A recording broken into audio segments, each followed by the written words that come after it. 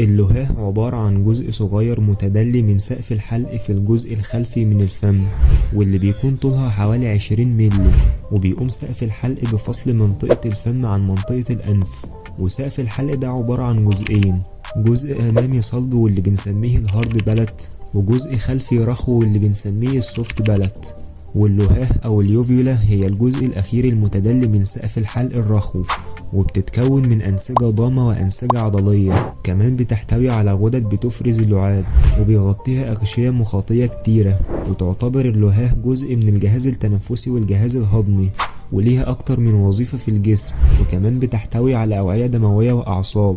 وفي الفيديو ده هنتكلم عن الوظائف اللي بتقوم بيها اللهاه، وكمان هنتكلم عن الالتهاب اللي بيحصل فيها وأعراضه، وإيه علاقتها بالقيء وبالشخير. كل ده وأكتر، يلا بينا.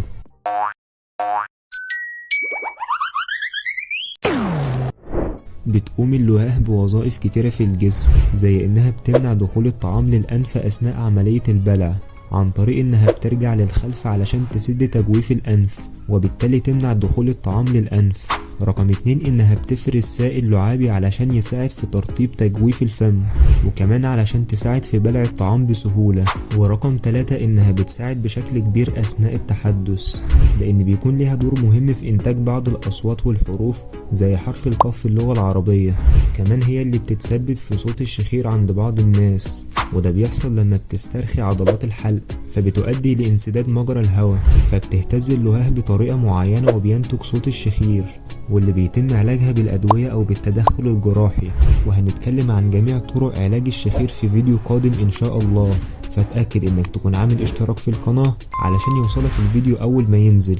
بيتم تنظيم عملية القيء بواسطة الجهاز العصبي المركزي، وقد يؤدي لمس اللهاه لتحفيز الأعصاب في الحلق والبلعوم، فده بيؤدي لإرسال إشارات عصبية للدماغ ينتج عنها حدوث رد فعل القيء أو الشعور بالغثيان.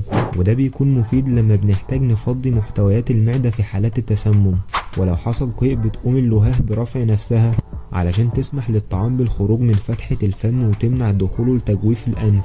وممكن يحصل التهاب في اللهاه ويؤدي لانتفاخها واحمرارها، واللي غالبا بيحصل ضمن التهاب عام في الحلق أو الفم، وده بيسبب ألم أثناء عملية البلع والتنفس. لو عندك أي سؤال اكتبه لنا تحت في الكومنتس، وما تنساش تشترك في القناة وتعمل لايك وشير للفيديو علشان غيرك يستفيد. سلام.